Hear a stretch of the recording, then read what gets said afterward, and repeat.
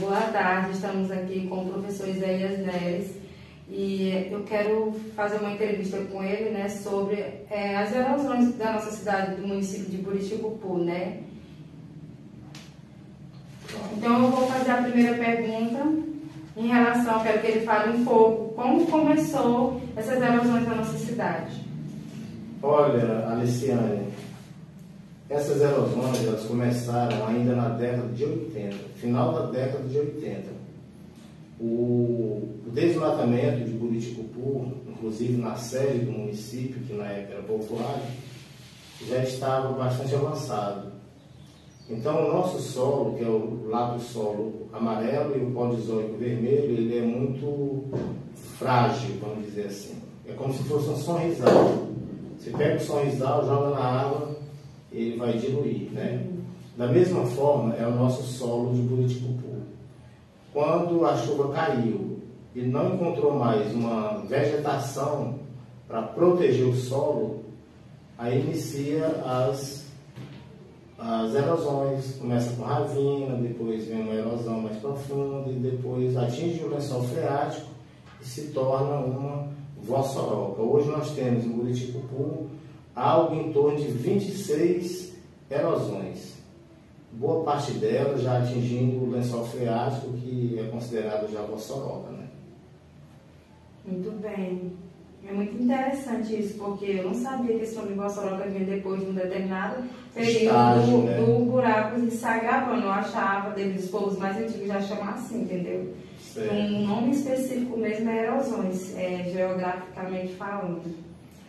Mas realmente vem aquele primeiro estágio que você começa a ver uma frissura no solo, né? Um pequeno sulco, vamos dizer assim, aquele é chamado de ravina.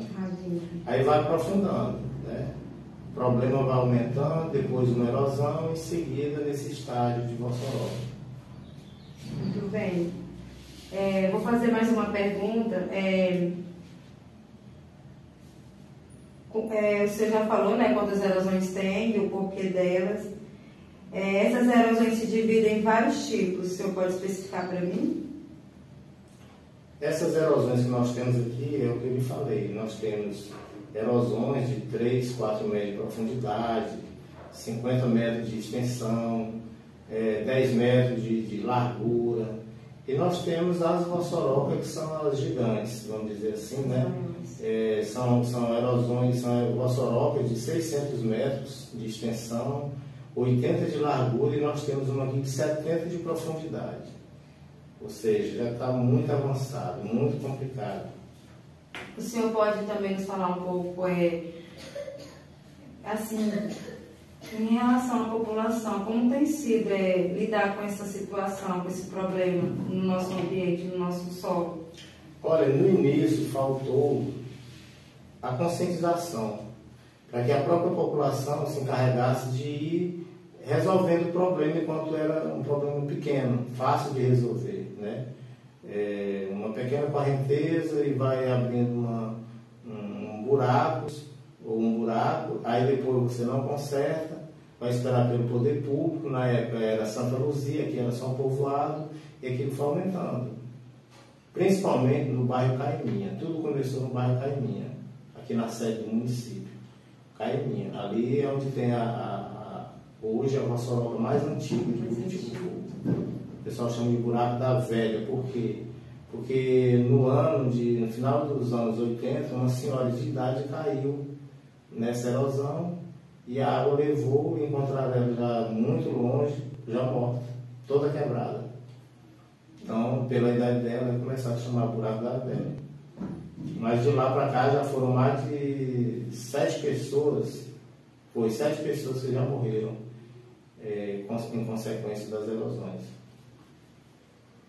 Mas como o senhor falou, eu ia fazer uma pergunta, mas eu acredito que a resposta já está no que o senhor acabou de falar. É o porquê de tantas erosões, que pelo que eu compreendi, é devido à falta também de consciência da própria população, né?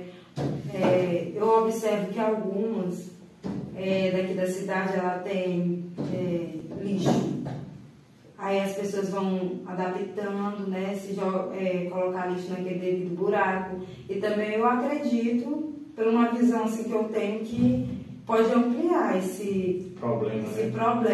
O lixo ele não resolve. O lixo ele vai ser levado pela correnteza para o rio, né? Primeiro nós temos aqui 2 riachos que desaguam lá no rio Buriticupu.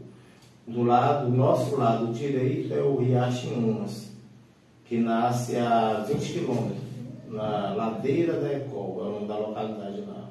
Riacho Inhumas. E do lado esquerdo nós temos o riacho Cajazeiras, que nasce numa fazenda que era de propriedade do seu João Benedito, de saudosa memória, né? Então, lá é onde nasce o riacho Cajazeira. E ele vem muito forte, com água cristalina e tal, até chegar aqui na sede do município. Quando chega aqui, aí encontra as erosões, levando lama, toneladas de lama para dentro de cratera.